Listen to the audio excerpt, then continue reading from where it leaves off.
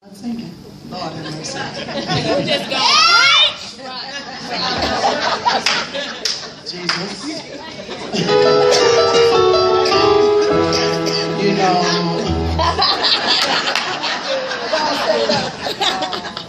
when Lady Simpson, come on, let's give God praise.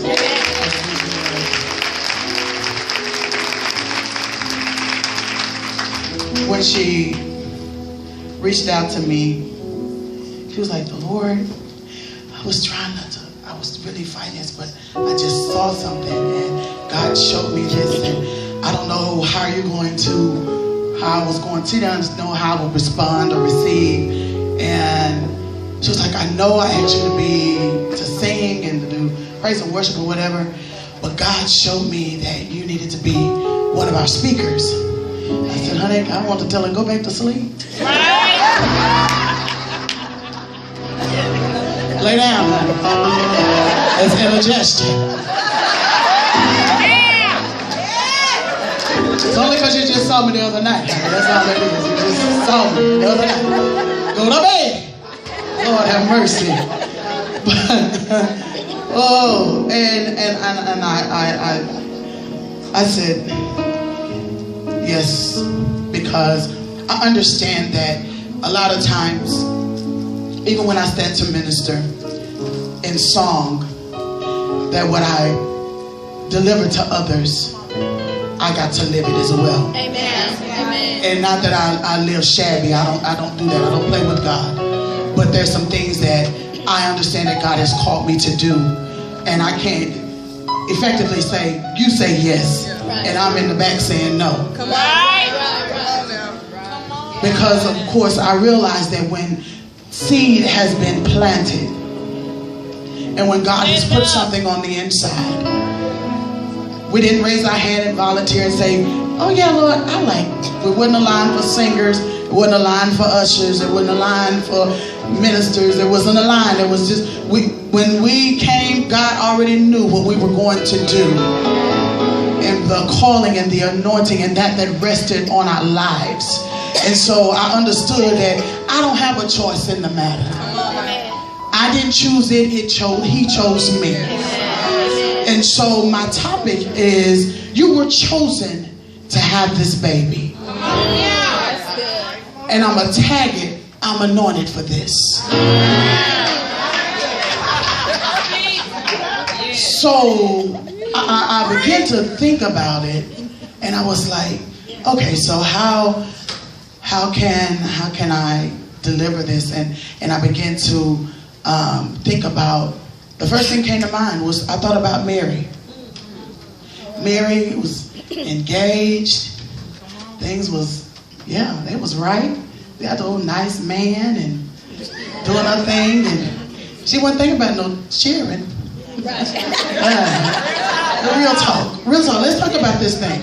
We weren't even thinking about having any children, and then the mere fact that I'm just engaged.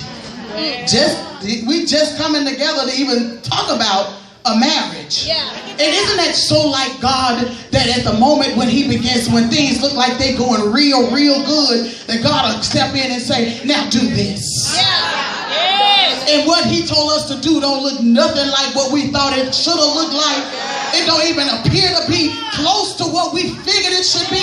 But God said it had nothing to do with you, because what you're carrying is far greater than who you are. And your dreams and your vision, it is much bigger. So he tells Mary, he sends the angel and deliver. And the first thing the angel said, and I looked it up and read the different translations. And one translation says, congratulations. Hey, what you say? Congratulations. You've been favored. Lord have mercy. Just around your table, just tell somebody, congratulations. God has favored you.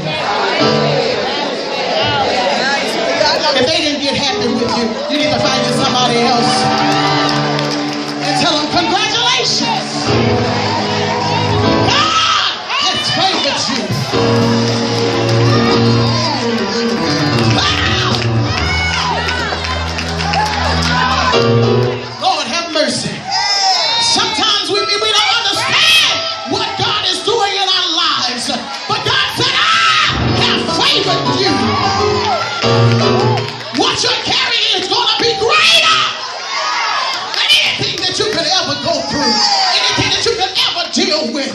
Lord have I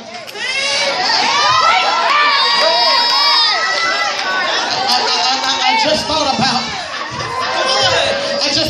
how the Lord has opened doors and how God has done some things in my life. And it wasn't because of my goodness. It wasn't because I did everything right. But it's because He chose me.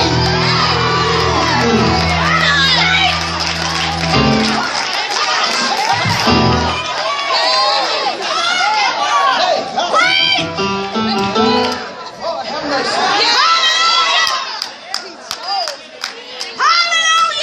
When I think about where I came from, when I think about all the things that I did, before the foundation of the earth, before the foundation of the world, He had already chosen me and anointed me for the assignment. Look at somebody and tell them, I'm anointed for this.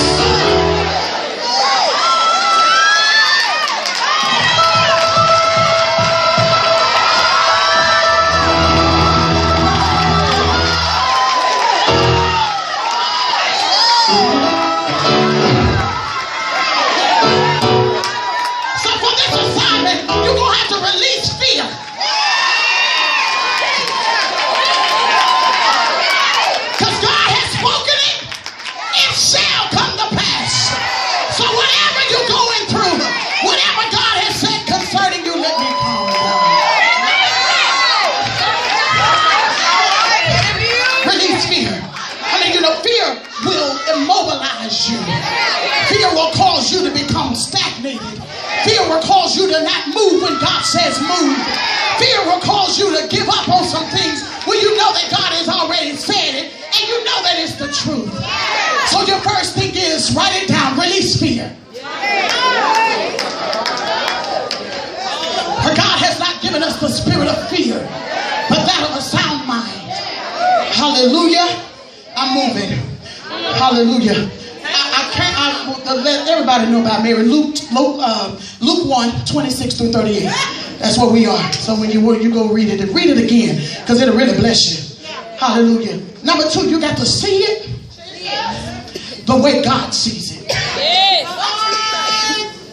Wow. Mary thought about everything that she probably didn't have. And everything that, because sometimes we'll be like, now Lord, you're going to set me up like this, send me out here, and these folks is crazy. Folks put their mouth on you. Let somebody come in here that's pregnant and ain't married. I know she ain't married. I don't know.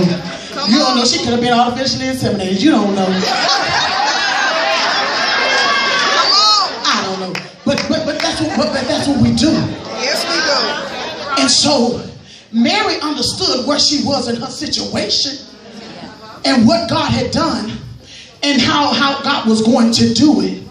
And so then, of course, at this point, so then she sent her to Elizabeth. Now see, this is how I love God. Because God, now Elizabeth was barren and was giving birth to a baby in her old. Listen, holding that old age. I don't know how I'd be able to handle 70 and 80 talking about you getting ready to have a baby. Who? A baby alive. You really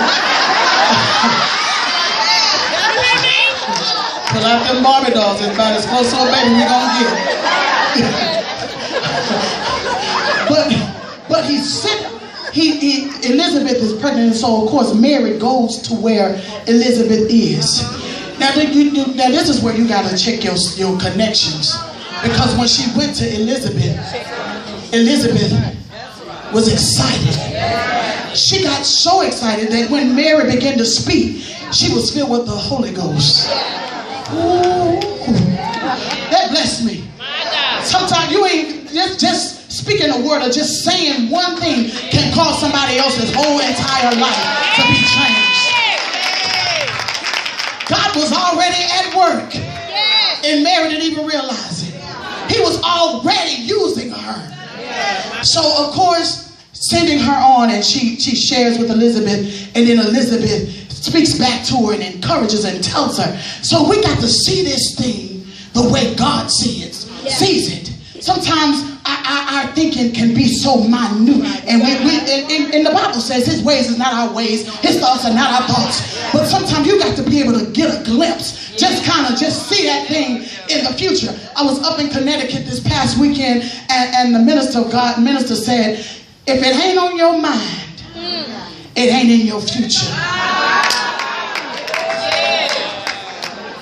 Sometimes we can be going through things and we can't try to shake some things, and we can't realize why we can't shake it.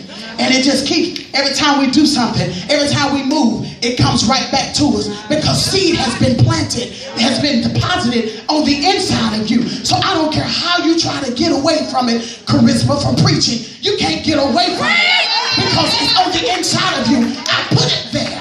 So it's nothing that you can do to abort this. You can't get away from it because that's the anointing, that's the call that's on your life. So I don't care how you try to get away from it. If He told you to evangelize, if He told you to go out into the highways and the hedges, you got to get up.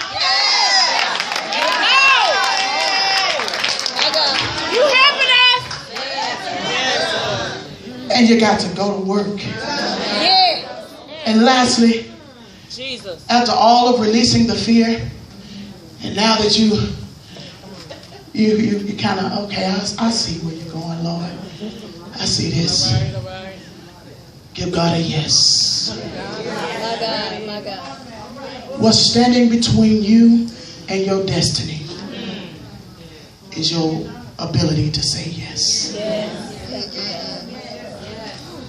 For me to get here to there, there's got to be a yes. That's true. Yes, God, I'll go through it. Yes, God, I'll carry it. Yes, God, I'll stay up some nights crying.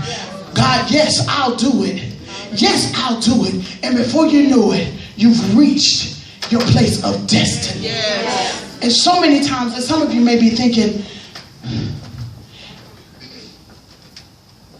I felt that that's what I was supposed to do. And God was sharing with me while I was sitting over there that the wrong seed had been planted. You allowed somebody else to plant a seed that He never planted. So that's why that was a good spot. That was a good spot to shout right there. Some of you ought to tell God thank you for allowing you to give birth to that thing that He never birthed into you. There's some things that you were trying to do that God never gave to you to do. And you were trying to understand, why do I keep losing? Why does it feel like I'm not winning? Why does it feel like this thing ain't growing up? It will never mature because God never gave it to you.